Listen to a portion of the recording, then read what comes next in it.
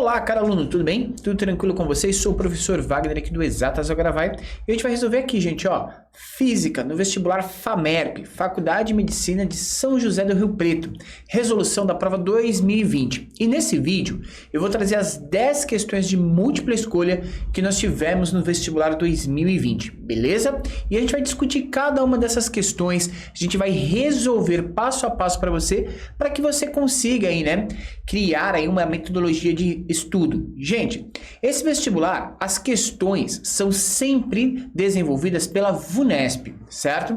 E é uma prova aí de nível 2 para nível 3. Não é uma prova tão difícil, mas exige aí, né, um certo conhecimento para você conseguir resolver essa prova. Ok? Então, se você está se preparando para o vestibular de medicina, importante você estar aqui no nosso canal, que a gente vai preparar muito conteúdo para você durante toda a sua trajetória, beleza? Então, vamos nessa, gente, sem mais delongas, vamos para a nossa primeira questão aí do vestibular 2020. A gente já tem um outro vídeo aqui no canal que a gente fez duas questões aí só para lançar esse projeto FAMERP, e essa questão aqui já foi resolvida, mas você que está chegando aqui agora, eu vou resolver ela novamente para que a gente consiga aí trabalhar com você e ter todas as questões no único lugar. Fica muito mais tranquilo aí para você desenvolver e trabalhar. Vou subir aqui, vou aumentar a tela para que você consiga ler comigo essa questão.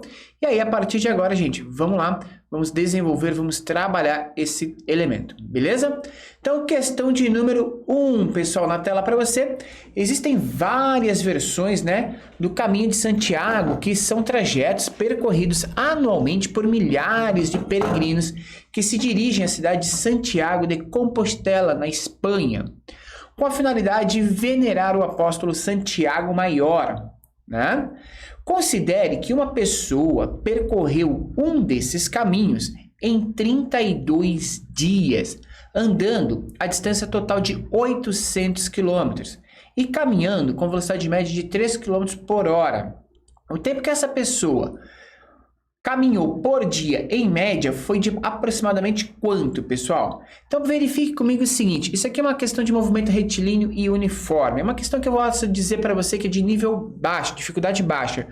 Por quê? Porque você vai usar a equação de distância. Distância é igual a velocidade vezes o tempo. Ok. Dada essa equação, a gente vai verificar algumas coisas que a gente tem. A distância, a gente já sabe que a distância que a gente vai percorrer é de 800 km. Então, marca aqui 800. E a velocidade que essa pessoa caminha é de 3 km por hora. Com isso, eu vou descobrir quantas horas ela levou para percorrer essa trajetória. Vou fazer 800 dividido por 3. O grande problema, talvez, dessa questão sejam os números, né? Porque isso aqui vai dar uma divisão bem estranha, bem quebradinha, né? Isso aqui vai ficar 267 aproximadamente horas, ok? Vai dar 266,666, vai dar uma dízima.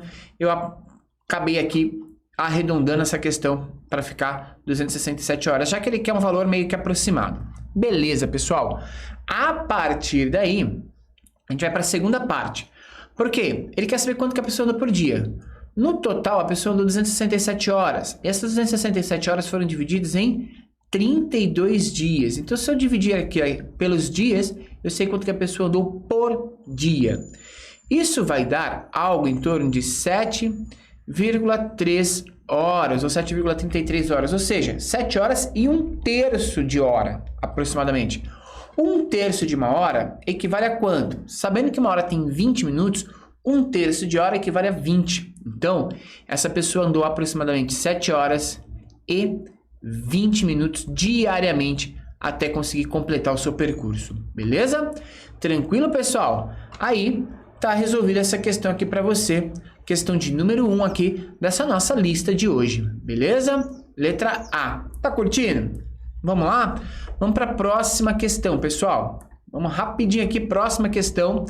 Em um local em que a aceleração gravitacional, né, vale 10 metros por segundo ao quadrado, uma pessoa leva um objeto de peso de 400 newtons por meio de uma roldana fixa, conforme mostra a figura, utilizando uma corda que suporta no máximo uma tração igual a 520 newtons. Então, a máxima aceleração que a pessoa pode imprimir no objeto durante a subida, sem que a corda se rompa, é de quanto? Pessoal, outro exercício que a gente pode considerar nível fácil E é um exercício que vai trazer para você o seguinte.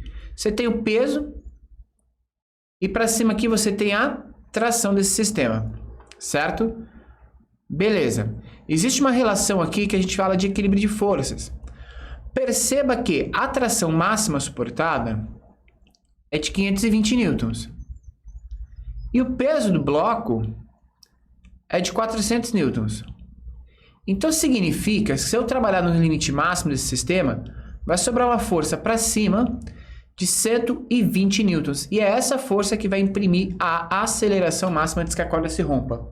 E aí, de acordo com a equação de Newton da dinâmica, força resultante é igual a massa vezes a aceleração. No caso que a gente vai resolver em módulo, tá? A força resultante é de 120 newtons. A massa que você está levantando aqui é de 40 kg. Como que você sabe isso, professor? Porque peso é massa vezes gravidade. Se o peso era de 400, eu quero saber a massa. E a gravidade era de 10, porque ele me deu essa gravidade aqui. A gente encontra que essa massa é de 40 kg. Beleza? Então, 40 vezes A. Corta 0, 12 dividido por 4, você tem a sua resposta, a sua aceleração máxima. E a sua aceleração nesse caso é de 3 metros por segundo ao quadrado. Letra E de entendi. Fácil, né, gente? Duas questões aí de nível baixo para você. Uma questão de cinemática, uma questão de dinâmica. Anota os temas que aparecem nessas provas que são importantes para você resolver. Vamos para a questão de número 3. Essa questão de número 3 fala o seguinte: um automóvel trafegava com velocidade constante por uma avenida plana e horizontal, quando foi atingido na traseira por outro automóvel que trafegava na mesma direção e sentido, também com velocidade constante. Após a colisão, os automóveis iniciaram unidos, né? Ficaram unidos e passaram a se mover com a mesma velocidade. Beleza! Pessoal, o que a gente tem aí? Sendo E inicial e E final, respectivamente, a soma das energias cinéticas dos automóveis imediatamente antes e imediatamente depois da colisão, e Q inicial e Q final, respectivamente, a soma das quantidades de movimento dos móveis, né? Imediatamente antes e após a colisão, o que a gente pode afirmar nesse exercício, pessoal? Bom, a gente percebe aí que a gente tem um tipo de colisão que a gente vai chamar de perfeitamente elástica, ou inelástica, né? Por quê? Porque os automóveis permanecem juntos. Perfeitamente inelástica. Inelástica. Pessoal, o que acontece no tipo de colisão perfeitamente inelástica? Você tem que saber aí os tipos de colisões e as características de cada uma, tá? Numa colisão perfeitamente inelástica, você perde a energia total, né? A energia cinética. Você tem perdas de energia cinética.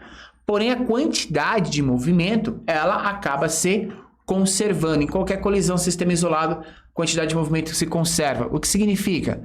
A quantidade de movimento inicial é igual à quantidade de movimento final. Porém, você vai verificar aqui perda de energia. Perde-se quase toda a energia cinética. Perde a energia. Se perde a energia, você imagina que a energia cinética inicial é muito maior que a energia cinética final, que praticamente não vai existir. Então você vai ter aqui a alternativa correta, energia cinética inicial maior que a final e as quantidades de movimentos iguais, letra C, de concluído mais um exercício. Então olha só, dentro do conteúdo mecânica, a gente já resolveu aí 3 questões para você. É importante você dominar esse assunto, né? Vamos fazer uma pausinha aqui e vamos discutir.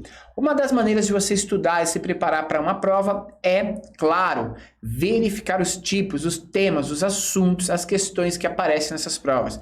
E aqui no Exatas Agora Vai, nessas resoluções, a gente vai discutir para vocês os temas. E você vai perceber, vai começar a montar aí um gráfico de temas que aparecem, certo? E aí você vai perceber como resolver isso daqui. Pessoal, você que está assistindo esse vídeo, chegou aqui no nosso canal, deixe seu like, compartilhe esse vídeo. E eu vou fazer um pedido especial para você. Se inscreva no canal, tire um print e publique nas suas redes sociais com a hashtag Exatas Agora Vai, para a gente localizar aí você que está sendo ajudado, está contribuindo aí com o nosso canal. E o nosso canal está contribuindo com você. Vamos para a próxima questão, galera. Vamos lá? Mais uma sequência de questões aqui para você no Exatas Agora Vai. Vamos lá? Próxima questão fala de um satélite geoestacionário, né? O que é um satélite geoestacionário, gente? Um satélite geoestacionário é aquele que se encontra parado em relação a um ponto sobre a superfície da Terra, ou seja, ele gira, né, com a mesma velocidade de órbita da Terra aí, né? Velocidade de rotação da Terra. Se a Terra fosse perfeitamente esférica, com distribuição homogênea de massa, esses pontos só poderiam estar no plano que contém a linha do equador terrestre. Na realidade, o satélite geoestacionário encontra-se sobre pontos ligeiramente fora desse plano. Para colocar um satélite estacionário em órbita ao redor de outro astro, como a Lua, por exemplo, ou Marte, considerando-os perfeitamente esféricos e com distribuição homogênea de massa, o raio da órbita do satélite dependerá apenas do quê? Esse exercício é interessante, né, gente? Porque ele fala de movimento circular. E aí a gente vai pensar algumas características interessantes. Primeira coisa, o que vai manter esse cara em órbita é uma coisa que a gente vai chamar de força gravitacional. E a força gravitacional depende do quê? Constante gravitacional, que é a mesma para todos os corpos, a massa do corpo que mantém o elemento em órbita, a massa do objetinho que está em órbita, que seria o satélite, dividido pelo raio ao quadrado, certo? Certo. Só que, para manter em órbita, essa força gravitacional pode ser igualada a uma força circular, que a gente chama de força centrípeta, tá? E a força centrípeta, pessoal, ela é dada pelo quê? A força centrípeta é massa vezes velocidade angular ao quadrado vezes o raio, certo? Então, dada a força centrípeta e a gente igualando esses dois sistemas, a gente vai verificar o seguinte. Olha só comigo, vem ser sucesso. A gente vai igualar essas duas forças, vai ficar assim, né?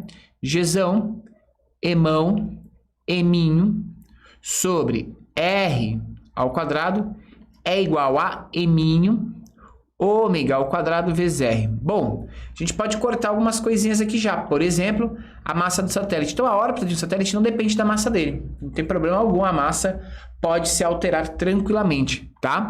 Agora, verifique comigo que a gente tem velocidade angular. O que é essa velocidade angular, gente?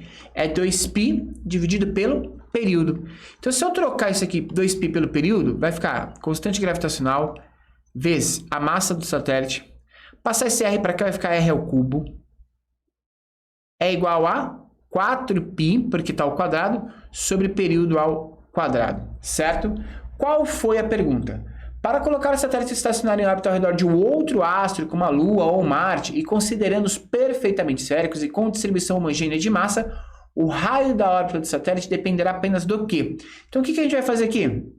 A gente vai colocar um raio em evidência. Mas perceba que, dado esse sistema, o raio da órbita, ele está relacionado à constante gravitacional, que é constante, a massa do planeta ou a massa do satélite, né? A gente tem aqui também o quê?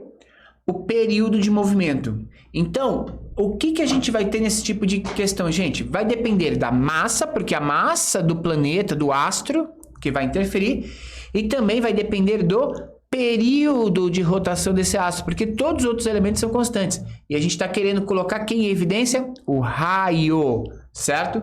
Então, o raio, ele varia, né? Ele vai depender, claro, da massa e do período de órbita do corpo que está lá do astro que a gente está colocando o satélite em volta, beleza? Então, quando a gente faz o ajuste dessa equação, a gente consegue perceber do que vai depender esse sistema. É tranquilo, é só você igualar equações e ver quais são as suas variáveis nesse sistema. Próxima questão, gente. A oxigenoterapia hiperbárica é uma modalidade terapêutica na qual o paciente respira oxigênio puro enquanto é submetido a uma pressão cerca de 2 a 3 vezes a pressão atmosférica no nível do mar, no interior de uma câmara hiperbárica. Essa terapia provoca um aumento espetacular na quantidade de oxigênio transportado pelo sangue, na ordem de 20 vezes o volume que circula em indivíduos que estão respirando ao nível do mar, o que produzirá no paciente uma série de efeitos de interesse terapêutico. A câmara hiperbárica consiste em um equipamento médico fechado, resistente à pressão, geralmente de formato cilíndrico, construído de aço ou acrílico, que pode ser pressurizado com ar comprimido ou oxigênio puro, tá? Gente, considere que o ar se comporta como um gás ideal e que o ar no interior da câmara hiperbárica esteja à pressão atmosférica e que o volume da câmara hiperbárica não se altere e que a temperatura no seu interior também não varie. O número de mols de ar que deve ser injetado na câmara em relação à quantidade existente inicialmente para produzir no interior da câmara uma pressão igual a 2,8 vezes a pressão atmosférica é de quanto? Então, o que a gente teria que fazer aqui, gente? A gente tem o seguinte, ó. A gente tem uma relação P vezes V é igual a NRT, certo? E o que a gente quer fazer, gente? A gente quer trabalhar aí, né? Com esse sistema de modo que a pressão aumente 2,8 vezes. Perceba comigo, o volume vai alterar? Não, o volume vai ficar constante porque ele falou que vai manter o volume constante da câmara, certo? Então ele vai manter volume constante, então não muda, né? Ó, o volume da câmara hiperbárica não se altere, então volume constante. A constante universal dos gases é uma constante, então isso aqui não se altera. E a temperatura no seu interior não varie. Então a sua temperatura mantém-se constante. Então perceba que a gente vai ter duas variáveis, pressão e número de mols. Percebeu que se eu quiser aumentar, eles são diretamente proporcionais. Se eu aumentar a pressão, eu vou ter que aumentar o número de mols exatamente na mesma proporção. E ele quer aumentar a pressão, né? P2 é igual a 2,8 vezes a pressão inicial. Logo, o número de mols na segunda situação tem que ser também 2,8 vezes o número de mols inicial, certo? E aí você percebe, gente, que não tem alternativa. Essa questão foi anulada no vestibular, tá? Mas a gente consegue aí verificar os conceitos envolvidos. PVNRT, situação de estudos de gases. Se aumentar a pressão, o número de mols do gás precisa aumentar exatamente da mesma forma. Então, não tinha alternativa, essa questão teve que ser anulada. Provavelmente teve um erro de digitação, tá? Ou aqui era 2,8, ou aqui onde está 3,8 era 2,8. Não tinha alternativa correta. Então, a gente cancela essa questão, beleza? Mas foi uma questão de 2020, falava sobre gás, é importante você conhecer a questão aí. Vamos para a sexta questão, gente. Colocou-se certa massa de água a 80 graus Celsius em um recipiente de alumínio de 420 gramas, que estava a temperatura inicial de 20 graus Celsius. Após certo tempo, a temperatura do conjunto atingiu um equilíbrio de 70 graus Celsius. Considerando que a troca de calor ocorreu apenas entre a água e o recipiente e que não houve perda de calor para o ambiente e que as calorias, né, e que os calores específicos do alumínio e da água sejam respectivamente 9 vezes 10 ao quadrado joules quilograma por grau Celsius e do alumínio lá 4,2 joule quilograma grau Celsius, da água, né, na verdade. A quantidade colocada no recipiente foi de quanto? Então vamos recapitular o exercício aí. E a gente vai anotar os dados, certo? Primeira coisa, uma certa massa de água. A gente não sabe a massa de água que a gente tem. Mas temperatura inicial dessa água, 80 graus Celsius. Ok? Então, ó, colocou-se uma certa massa de água a 80 graus Celsius em um recipiente de alumínio de massa de 420 gramas. Tá? Vou marcar que aqui é a água e aqui é o alumínio. Beleza. Que estava uma temperatura inicial de 20 graus Celsius. A temperatura de equilíbrio dos dois, ou seja, a temperatura final foi de 70 graus Celsius. 70 graus Celsius. E ele deu pra gente lá os calores específicos, né? No primeiro caso aqui, a gente tem 9 vezes 10... Não, 4,2 vezes 10 ao cubo. 4,2 vezes 10 ao cubo joules, quilograma, grau Celsius. E no segundo a gente tem 9 vezes 10 ao quadrado. Joule, quilograma, grau Celsius. Pessoal, nesse exercício aqui, o que você precisa analisar é as unidades de medida. A gente vai ter uma troca de calor, certo? Calor cedido mais calor recebido tem que ser igual a zero, porque a troca de calor foi entre eles apenas. O calor cedido foi a massa da água vezes o calor específico da água, 4,2 vezes 10 ao cubo, vezes a variação de temperatura. E a variação de temperatura foi de 80 para 70, foi de menos 10. Mas, você tem que usar sempre o sinalzinho, tá, gente? Envolvido. A massa aqui, 420 gramas, mas veja que o calor específico está em quilogramas. Vai ter que transformar aqui para 0,42. Vezes o calor específico, que é 9 vezes 10 ao quadrado, vezes a variação de temperatura, que foi de 20 para 70, variou 50 graus Celsius. Beleza? Feito isso, gente, você consegue resolver tranquilamente o exercício. Isso aqui vai ficar m vezes 4,2 vezes 10 ao quadrado, negativo, porque multiplicou por 10 aqui, né? Opa, se multiplicou por 10, desculpa, a gente vai ficar 10 à quarta aqui, né, gente? 10 ao cubo com 10, 10 à quarta. Mais 0,42 vezes 9. Vou fazer aqui rapidinho aqui para você, para a gente não perder muito tempo nesse exercício. Então, ponto 42 vezes 9 vezes 50. Isso vai dar 189, certo? 189 é a mesma coisa que 1,89 vezes 10 à quarta, igual a zero. E aí fechou, porque agora você vai descobrir aí a massa envolvida, certo? A massa envolvida, gente, vai ficar 1,89, eu vou cortar esse 10 à quarta com esse 10 à quarta, dividido por 4,2. E aí você vai descobrir a massa envolvida nesse sistema. 1,89 dividido por 4,2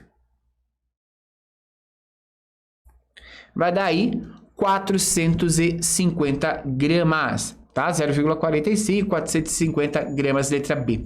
Então, você tinha que tomar cuidado nesse exercício com as unidades de medida, mas é um exercício de equilíbrio termodinâmico dentro do sistema de calorimetria. Tranquilo, você tem que saber fazer esse tipo de problema, você tem que saber resolver esse tipo de exercício, tá? Esse aqui foi o nosso exercício de calorimetria. Vamos para mais um, pessoal. Antes de ir para o próximo exercício, vou pedir para você, mais uma vez, taca o like aí nesse vídeo, se inscreva no canal, não deixe de compartilhar esse vídeo com o maior número de pessoas e aquele print da sua tela estudando com o Exatas Agora Vai, para que você possa compartilhar nas redes sociais e a gente se encontrar por aí, beleza? Vamos para o próximo exercício aqui, galera. Exercício agora, vamos lá, vamos nessa. Exercício aqui, que número que é esse exercício aqui? Ó, exercício número 7 já, hein? Tá acabando. No dia 20 de junho de 1969, o ser humano caminhou pela primeira vez na superfície lunar. Em uma das fotos registradas nesse dia, pôde-se ver uma imagem direita e menor, formada pela superfície convexa do visor do capacete do astronauta Edwin Aldrin, que funciona como um espelho. Essa imagem, gente, a imagem é direita e menor. Toda imagem direita é uma imagem virtual, tá? Então fica a dica aí para você, toda imagem direita é uma imagem virtual, tá? E aí a gente tem um espelho convexo, gente. Se o espelho é convexo, você não consegue transitar entre centro de curvatura, foco do espelho. Então, independe, a imagem do espelho convexo será sempre virtual e menor, ou seja, independe da posição. Então, letra B, tá? Então, fica a dica aí para você, toda imagem direita formada será sempre virtual. Espelhos convexos formam apenas imagens menores, independente da posição, tá? Então fica a dica aí para você não titubear e não perder um exercício desse, que foi fácil, hein? Segundos aí para resolver. Próximo exercício, nas ciências muitas vezes se inicia o estudo de um problema fazendo uma aproximação simplificada. Um desses é o estudo do comportamento da membrana celular devido à distribuição do excesso de íons positivos e negativos em torno dela. A figura, mostra a visão geral de uma célula e a analogia entre o modelo biológico e o modelo físico, o qual corresponde a duas placas planas e paralelas, eletrizadas com cargas elétricas de tipos opostos. Então, é a ideia da ciência, sempre simplificar as coisas. E a gente tem aí o modelo físico com duas placas paralelas, você tem um sistema de campo elétrico uniforme, né? Com base no modelo físico, considerando-se que o campo elétrico no interior da membrana celular tem sentido para onde, gente? Para dentro ou para fora da célula? O sentido do campo elétrico numa placa sempre é do positivo para o negativo. Então, se é do positivo para o negativo, eu estou tendo um sentido de campo de fora para dentro desta célula, certo? Então, a gente tem um sentido de campo de fora para dentro da célula. Então, a gente já elimina as respostas que foram de fora da célula. Fora da célula. É no sentido para dentro, de dentro da célula, certo? Beleza. Com que intensidade? Gente, essas placas paralelas permitem você ter uma distribuição uniforme das cargas elétricas, o que gera um campo elétrico constante, tá? Então, placas paralelas geram campo elétrico constante. Então, a alternativa correta, letra E. Se você trabalhasse imediatamente já com o sentido do campo elétrico, tranquilo. Então, o sentido do campo elétrico sempre sai do positivo e adentra no negativo. Você já conseguiria aí facilmente resolver essa questão. Próxima questão, gente, já é a questão de número 9, já estamos indo para o finalzinho aí das nossas resoluções aqui para você. O gráfico mostra a intensidade da corrente elétrica que percorre o filamento de uma pequena lâmpada incandescente em função da diferença de potencial aplicada entre seus terminais. A potência elétrica dissipada pelo filamento dessa lâmpada, quando ele é percorrido por uma corrente elétrica de 0,4 amperes, é quanto? Então, a gente só precisa verificar aqui, ó, 0,4 amperes equivale a uma tensão de quanto? De 2 volts, beleza? Então, você tem uma corrente de 0,4 ampere e uma tensão de 2 volts. E ele quer saber a potência dissipada, gente. Potência dissipada, lembra da fórmula? Π. Potência é corrente vezes tensão. Então é só fazer o produto disso.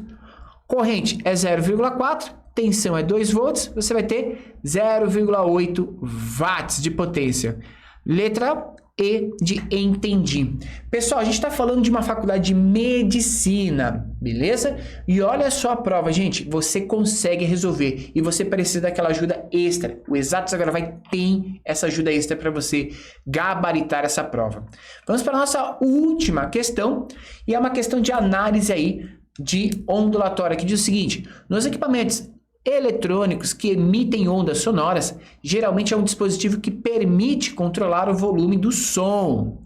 Quando mudamos o volume do som, necessariamente altera-se na onda sonora emitida o quê? Gente, volume tem a ver com a quantidade de energia. O que você tem no dispositivo aqui, né? Nessa válvula aqui, seria uma coisa que a gente chama de potenciômetro. Potenciômetro, ele relaciona-se à potência, tá? E esse potenciômetro, verificando a potência, ele vai alterar a energia da onda. E a energia da onda, gente, está relacionada à sua amplitude. Tem muita gente que confunde isso, tá? E você não pode confundir, não. Então, a gente já sabe aqui que é amplitude que eu estou alterando. Não é, vamos verificar as outras coisas, período da onda, porque senão ele estaria interferindo aí no tipo de onda e na sua frequência. Não é. Comprimento da onda, mesma coisa, estaria alterando a sua frequência. Quando a gente altera a frequência, gente, a gente altera a altitude da onda, ou seja, a onda fica alta ou baixa, mas isso tem a ver com o som ficar agudo ou grave. A variação do volume não é variação de altura de som. O volume altera a potência sonora e aí vai alterar a sua amplitude. Fica aí guardado para você essa informação, tá? Para você não errar nunca mais. Então perceba aí no geral, gente, que a gente teve questões de cinemática, energia mecânica, a gente teve quantidade de movimento, a gente teve elétrica, né? Na parte de campo elétrico, na parte de potência elétrica dissipada no sistema, na parte aí do volume, calorimetria, análise de gases. Gente, são temas cruciais. A gente teve também ótica, boa, lembrando aí, ótica também teve envolvida aí na nossa prova. Então, lembrando para você, gente, tem muitas questões, muita coisa para você estudar, mas as questões não são de níveis aí extremamente difíceis. Você consegue fazer essa prova com tranquilidade e tendo a orientação correta, você vai muito bem nessa prova. Então, fica a dica aí para você, para mandar super bem nessa prova. Exatas Agora Vai ajudando você a mandar super bem.